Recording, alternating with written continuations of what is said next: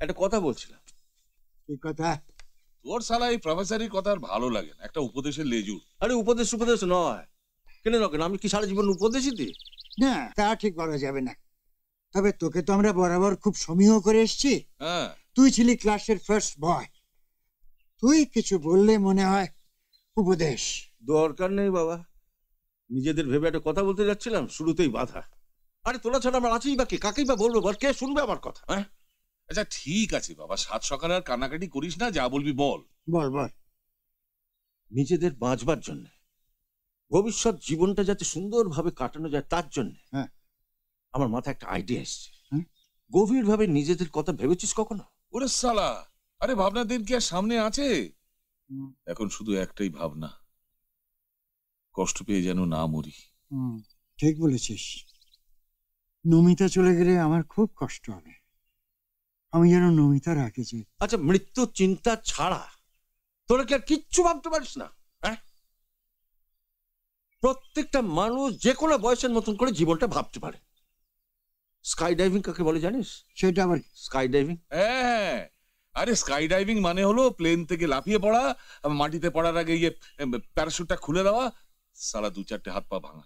হ্যাঁ, সেদিন টিভিতে দেখলাম যে একজন 92 বছরের বৃদ্ধ স্কাই ডাইভ করছে। 92?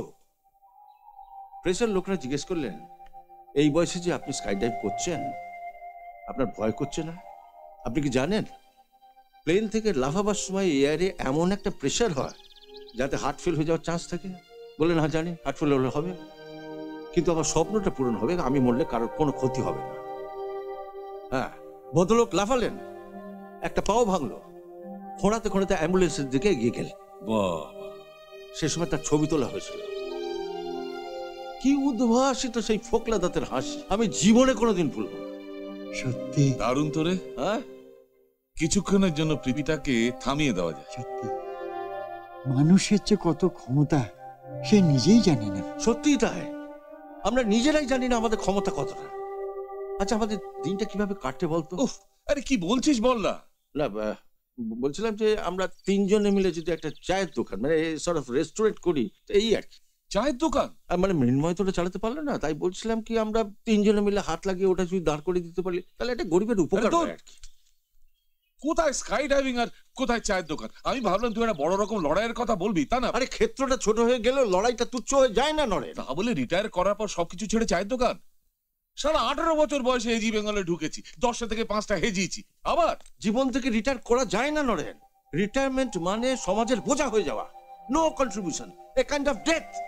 চলমান জীবনে একটা হারমোনি আছে, সে সুর আমরা নিজেরাই কাটিয়ে দিচ্ছি। আচ্ছা, এটাই কি আমরা চেয়েছিলাম নরেন? আমার কিন্তু এই চায়ের দোকানের আইডিয়াটা মন্দ লাগছে না। সারাটা জীবন কাজ করেছি তো, কাজ মানে একটা দায়িত্ব নেওয়া। এই বুড়ো হাঁটু দুটোকে সোজা করে দাঁড় করানো, সব কাজ আমরা নিজে হাতে করবো। দোকান সাজানো, কাপ প্লেট ধোয়া মোছা, চা তৈরি করা, চা সার্ভ করা, সবকিছু আমরা নিজে হাতে করবো। ভোর 5টার মধ্যে আমাদের দোকান খুলতে হবে। মর্নিং ওয়াকার্সরা বেশিরভাগই চা পা খেয়ে বেরোতে পারে না। এই খদ্দেরগুলোকে যদি আমরা ধরতে পারি, দোকান রম রম করে চলবে। রম রম করে চলবে। আমি তোকে চারটি মেয়ে ছেলে খদ্দের ধরো, চলবে। শুনুন, নমিতাকে কিন্তু বলা যাবে না ভাই। কেন? ও কিন্তু আর মারধর লাগাতে পারে। না না না না না না, আমি তোদের এসবের মধ্যে নেই। তোরা চায়ের দোকান চালা, আমি তোদের দোকানে বসবো না।